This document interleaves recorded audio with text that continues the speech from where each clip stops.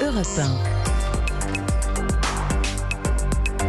1. 8h13 sur Europe 1. Votre invitée, Sonia Mabrouk, est la présidente du conseil politique de la campagne de Yannick Jadot. Bienvenue sur Europe 1 et bonjour Sandrine Rousseau. Bonjour. Est-ce que ça peut être vous ? Moi, c'est-à-dire ? S'il est élu, Yannick Jadot s'est engagé à nommer une femme Premier ministre. Est-ce qu'il pense à vous ?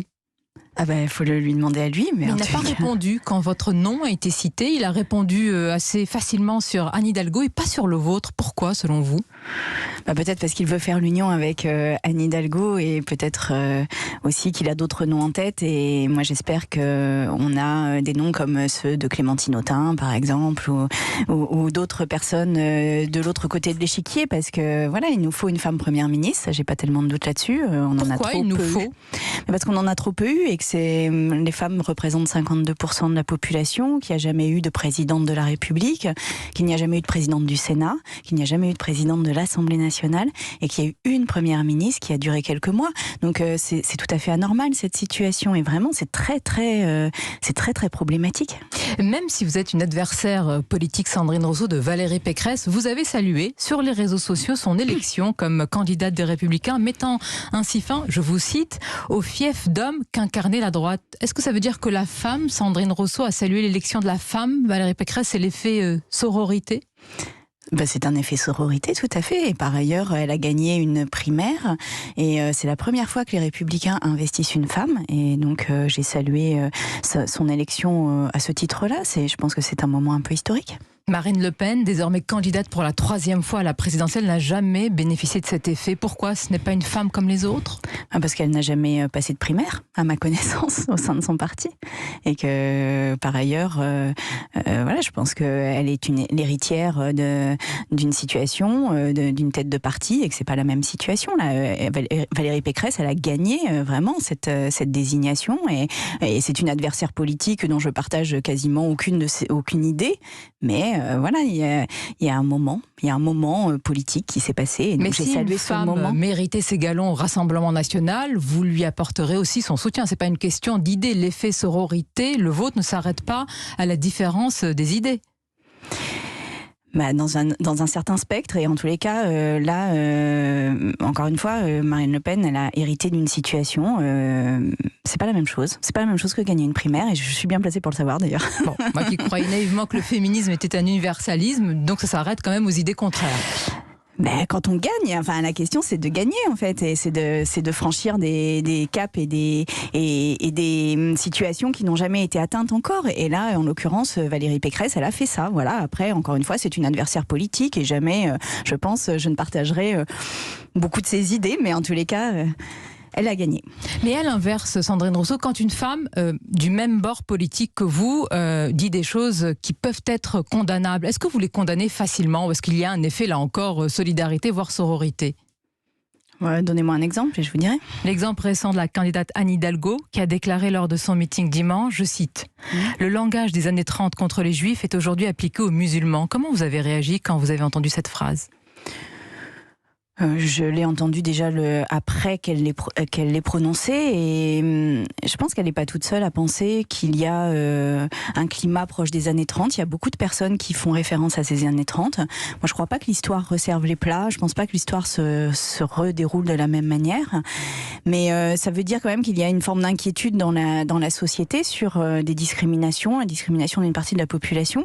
Et c'est à entendre. C'est-à-dire que si on est dans les années 30, et ouais. Si on est dans les années 30, les Juifs étaient fichés, devaient porter une étoile jaune pour être stigmatisés, par la suite persécutés jusqu'à la Shoah. C'est pour ça que je vous dis qu'on n'est pas dans les années 30. C'est pour ça que je vous dis qu'on n'est pas dans les années 30. Mais par contre, donc vous condamnez les propos d'Anne Hidalgo dans ces moments d'histoire et de basculement, mais il y a aussi à retenir les erreurs qui ont été faites dans ces moments-là. Et en l'occurrence, l'union de la gauche, par exemple, eh bien, ça fait partie des choses sur lesquelles on doit réfléchir, parce que la gauche n'a pas été en mesure de contrer la montée. Mais est-ce que vous condamnez les propos d'Anne Hidalgo quand elle compare les juifs des années 30 aux musulmans aujourd'hui? Je lui laisse ses propos et je dis juste que... Est-ce que vous les condamnez? Mais non, mais ce climat des années 30, encore une fois... Et quel est ce climat? Est-ce qu'un enfant français musulman... Vous l'avez vu avec une étoile jaune? Est-ce que vous avez vu un enfant français musulman ne pas pouvoir aller à l'école de la République? Je viens de vous dire que moi, je ne pense pas que nous sommes dans les années 30. Je viens de vous dire juste que cette chose-là est dans l'air du temps. C'est-à-dire que les gens pensent ça. eh bien c'est à étudier de près. C'est-à-dire que c'est pas sans, il n'y a pas de fumée sans feu. C'est-à-dire si on pense ça, c'est qu'on a peur en fait d'une montée du fascisme. C'est ça que ça veut dire, et d'une montée d'une forme de discrimination d'une partie de la population. Moi je dis juste prenons les leçons de ce qui s'est passé dans les années 30, mais ne comparons pas, parce que il y a pas de, l'histoire ne resserre jamais les plats. Je l'ai déjà dit, mais je le redis. Et fort heureusement. Laissons de côté l'histoire, maman. J'en viens à l'actualité, Sandrine Rousseau. À Nanterre, par exemple, il y a quelques jours, des fidèles catholiques, lors d'une procession, ont été menacés d'égorgement. Ici, c'est la terre d'Allah, a été dit aux prêtres. De quoi est-ce le révélateur, selon vous ? C'est le révélateur de tensions dans la société, c'est le révélateur d'une violence. Moi-même, j'ai été menacée aussi. Je veux dire, il n'y a pas que les catholiques intégristes ou les catholiques fervents ou pratiquants. Là, ce sont des fidèles catholiques qui sont pas intégristes. Non, mais fidèles, voilà. Je veux dire, il y a des gens qui sont menacés, oui, et menacés de toutes parts d'ailleurs. Je pense que là, on est dans une situation sociale qui est tendue, et d'ailleurs qui est anormalement tendue, qui est même dangereusement tendue. Mais là, vous ne croyez pas qu'ils sont menacés par rapport à leur culte, qu'il y a un problème par rapport au fait de pouvoir librement porter son culte et l'incarner dans notre pays ?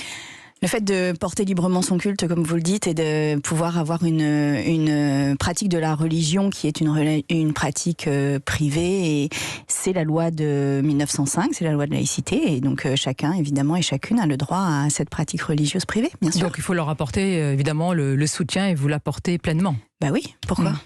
Vous avez récemment déclaré, Sandrine Rousseau, les femmes qui sont voilées, ce n'est pas l'islam politique. J'étais auparavant dans un quartier où il y avait plein de femmes chrétiennes, pratiquantes, qui avaient 8 enfants, des jupes et des serre-têtes en velours sur la tête. Rien n'était enviable en matière d'émancipation. Est-ce à dire que le voile et les serre-têtes en velours et le nombre d'enfants, c'est pareil en termes de non-émancipation ? C'est-à-dire que les 3 religions monothéistes ont cette volonté, depuis toujours, de contrôler le corps des femmes et de faire en sorte, derrière le contrôle du corps des femmes, de contrôler la reproduction, en fait. Et le fait qu'on ait des enfants de pères connus, etc. Et que ce sont des carcans pour les femmes. Ça peut être un choix, avoir des enfants. Mais bien sûr que ça peut être un choix. Tout peut être un choix. Et les femmes sont libres aussi de choisir la vie qu'elles souhaitent. Mais ce que je veux dire, c'est que les religions ne sont pas des lieux de progressisme incroyable. Et que finalement, aucune des religions ne l'est.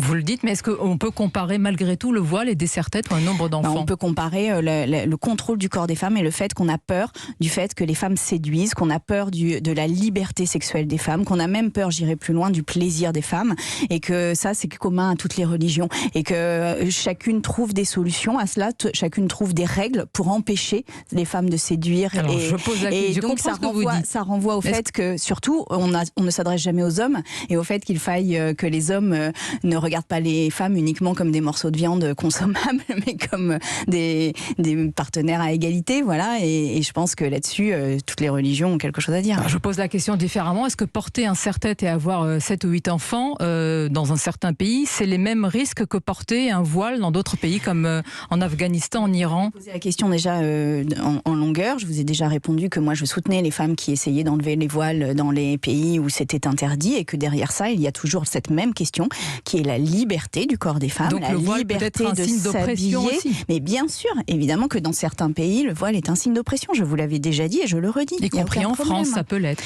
Et en France, la question est de la liberté de le porter ou de ne pas le porter. Yannick Jadot, Sandrine Rousseau a déclaré, je cite, « Aucun ministre condamné ou soupçonné d'agression sexuelle ne sera présent dans mon gouvernement ». Condamné, on le comprend évidemment et on ne peut que le soutenir, mais soupçonné, autrement dit, est-ce qu'il suffit aujourd'hui d'un soupçon, d'une moindre rumeur pour vous éliminer socialement ?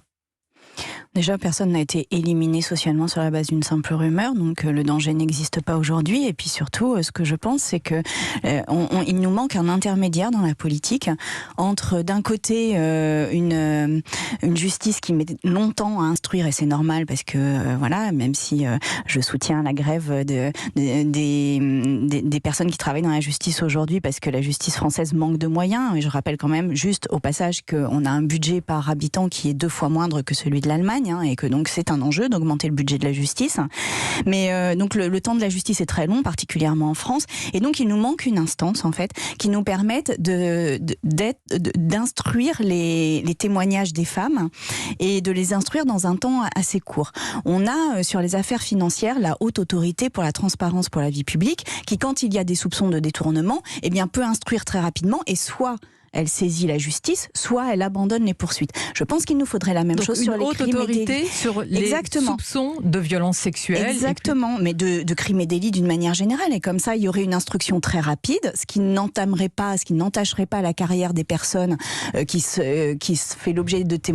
ferait éventuellement l'objet de témoignages faux, mais qui par contre permet vraiment d'instruire et de saisir la justice s'il y a besoin de saisir la justice. Parce que par exemple, sur Nicolas Hulot, on l'a vu, il n'y a pas eu de saisine de la justice. Et donc c'est un problème, c'est-à-dire qu'on a laissé en suspens sa parole contre la parole des femmes.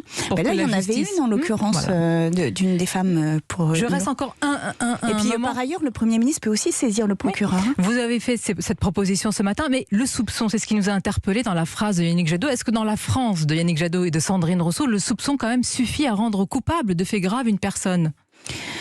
Si dans la France de Sandrine Rousseau, moi j'ai déposé plainte pour que la justice instruise et je vous dis que justement il nous manque cette instance qui soit une instance intermédiaire. Mais ce que je veux dire aussi, c'est que on ne peut pas juste se contenter de la situation telle qu'elle est actuellement. C'est-à-dire qu'aujourd'hui, les hommes politiques ne sont pas du tout inquiétés, jusqu'à l'affaire Hulot en tous les cas, n'étaient pas vraiment inquiétés les hommes pour les violences. Dans d'autres domaines, les médias et autres. Mais bien sûr, exactement. Et donc on a besoin d'avoir une règle, en fait, d'avoir une norme, d'avoir un procédé, un processus. Et là, ce qui nous manque, c'est une autorité, une instance indépendante des partis. Et ça, j'insiste là-dessus. Avec des hommes et des femmes, mais bien dans cette instance. Bien sûr.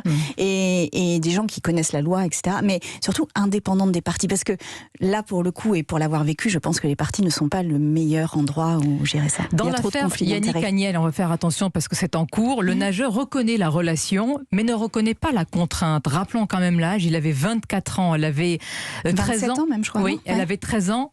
Il n'y a aucun débat à avoir sur le consentement. Non, il n'y a pas de débat à avoir. 13 ans, il n'y a pas de débat à avoir sur le consentement. 13 ans, c'est une adolescente. Et je ne comprends même pas que sa défense à lui, ce soit de dire j'ai pas vu, à 13 ans, la majorité sexuelle est à 15 ans.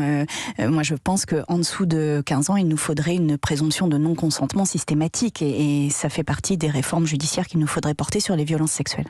Dans l'actualité, Sandrine Rousseau, le président de la République va s'exprimer ce soir. Président et pas encore candidat, du moins officiellement. Est-ce qu'il faut décompter son temps de parole ? On a entendu Valérie Pécresse sur ce sujet, Jean-Luc Mélenchon. Et vous, est-ce que vous dites que c'est anormal ? Bien sûr que c'est anormal. La démocratie a des règles et parmi ces règles, il y a le temps de parole pour assurer une équité entre les candidats. Là, en l'occurrence, Emmanuel Macron profite d'une situation de président de la République et de président de l'Europe pour augmenter sa capacité à parler aux Français et Françaises. Mais ça n'est pas respectueux de la démocratie. Et il doit être le premier à respecter cette démocratie. Je sais que Yannick Jadot a déposé une plainte aussi auprès du CSA pour que ce temps-là soit décompté dans le temps de parole. C'est normal.